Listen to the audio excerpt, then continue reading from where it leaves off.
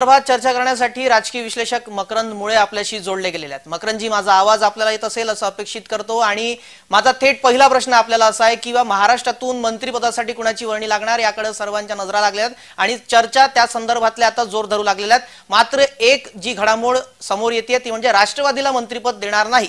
कालपर्यंत एक मंत्रिपदाची चर्चा होती, आता दिलं जाणार नाहीये। काय कारणे असू शकतात ज्यामुळे राष्ट्रवादीला मंत्रिपद दिलं जाणार नाही असं बोललं जात आहे?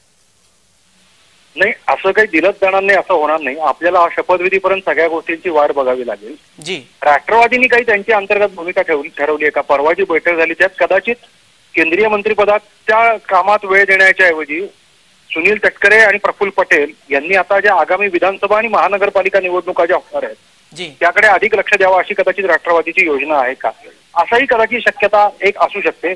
त्यामुळे मग मंत्रिपदाची जबाबदारी घेण्याच्या ऐवजी संघटनेची जबाबदारी घ्यावी असा कदाचित विचार राष्ट्रवादीचा अंतर्गत झाला असेल। पण मी परत एकदा सांगतो, या सगळ्या मंत्रिपदाच्या जर चर्चा शक्यता आहेत, कारण मंत्रिपद ही प्रांत, भाषा, पंथ अशा सगळ्या प्रादेशिक समतोल साधून आणि परत न्याय देणारा, कामाला न्याय देणारा मंत्री। कारण आता या नव्या सरकार पुढे तिसऱ्यांदा शपथविधी घेताना आव्हान आहे की ते डिलिव्हर करण्याचं, कारण अपेक्षित निकाल आलेला नसल्यामुळे आता डिलिव्हर करून परत ती चमकदार कामगिरी 100 दिवसात करावी लागेल। अशी 100 दिवसात चमकदार कामगिरी करण्याकरता मंत्रिमंडळ तयार केलं जाईल आणि त्यानुसार मंत्र्यांची निवड घटक पक्षांनाही असं सांगितलं जाईल, विनंती केली जाईल की स्वातंत्र्य तुम्हाला आहे खासदार निवडीचं तुमचं, पण तो कॉम्पिटंट असेल याची काळजी घ्या असं मला वाटतं। जी, तर शिवसेनेकडनं कुणाची नावं येऊ शकतात समोर, काय नक्की चर्चा आहेत?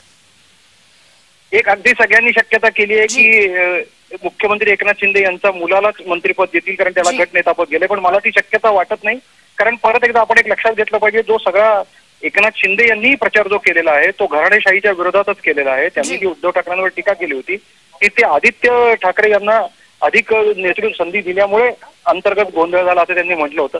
अशा पार्श्वभूमीवर तिसऱ्यांदा जरी श्रीकांत शिंदे निवडून आलेले असले तरी सुद्धा त्यांना मंत्री केलं जाईल अशी आता शक्यता वाटत नाहीये। त्यामुळे निवडून आलेल्या खासदारांपैकी जो सगळ्यात ज्येष्ठ आहे वय आणि अनुभवाने, त्याला प्राधान्य दिलं जाईल। परत एकदा एकनाथ शिंदे असाही विचार करतील की आपल्यालाही प्रादेशिक समतोल सांभाळावं लागेल, कारण महानगरपालिका आणि विधानसभांना त्यांनाही सामोरं जाईल। जी, नक्कीच।